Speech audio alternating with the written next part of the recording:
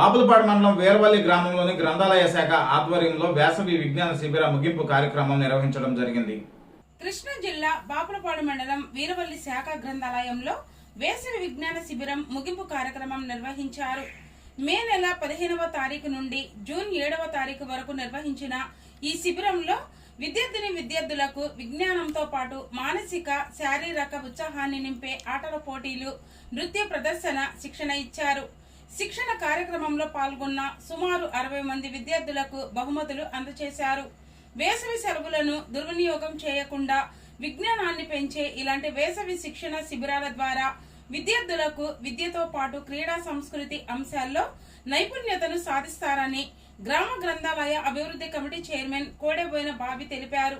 ఈ కార్యక్రమంలో గ్రంథాలయ అభివృద్ధి కమిటీ చైర్మన్ కోడెబోయిన బాబి, గ్రామ సెక్రటరీ జి శ్యామలరావు, విశ్రాంత ఉద్యోగి నందమూరి బాబురావు, గ్రంథాలయ అధికారి స్వర్ణలత, సచివాలయ సోషల్ వెల్ఫేర్ అసిస్టెంట్ శివనాగరాజు, గ్రంథాలయ అభివృద్ధి కమిటీ సభ్యులు, గ్రామస్తులు, విద్యార్థులు పాల్గొన్నారు.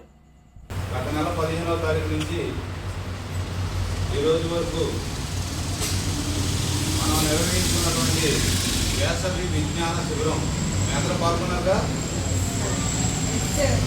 దానిలో భాగంగా మీకు మేడం గారు, లైబ్రరీ గారు అనేక అంశాల్లో మీ నైపుణ్యతను చాటుకోమని కొన్ని మీకు రాతపూర్వకంగా కానీ, ఆటపూర్వకంగా కానీ, అట్లాగే విజ్ఞానపూర్వకంగా కానీ కొన్ని విషయాలు మీకు తెలియజేశారు. వాటిల్లో నైపుణ్యత కనబరిచిన బాలబాలికలకి మేడం గారు చిన్న చిరుకానుకలు అందజేయడానికి మన గ్రామ సెక్రటరీ శ్యామలరావు గారిని ఆహ్వానించడం. గ్రంథాలయ అధికారి గారు స్వర్ణమాత గారు కూడా విషయాలు ఇచ్చి అప్పుడు మీకు బహుమతి ప్రదానం నిర్వహించడం జరుగుతుంది. సమ్మర్ క్యాంప్ మీరంతా వచ్చారు కదా, ఆటలు పాటలు అవన్నీ. అలాగే వచ్చే సంవత్సరం కూడా సమ్మర్ క్యాంప్ ఇలాగే ప్రతి సంవత్సరం నిర్వహిస్తాము.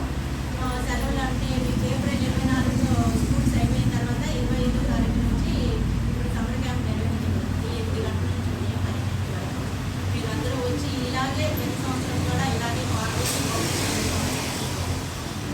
ఆదివారం మీరు సెలవున్న రోజు ఖచ్చితంగా గ్రంథాలయానికి వచ్చి మీకు ఉపయోగపడే పుస్తకాలు చాలా ఉన్నాయి. 2000 నుంచి 3000 దాకా మీకు కావాల్సిన పుస్తకాలు తీసుకుని మేడం గారి పర్మిషన్తో మీరు ఖచ్చితంగా వాటిని పఠనం చేసి చదువుకుని మంచి విజ్ఞానవంతులు కావాలని మనసా వాచ కోరుకుంటూ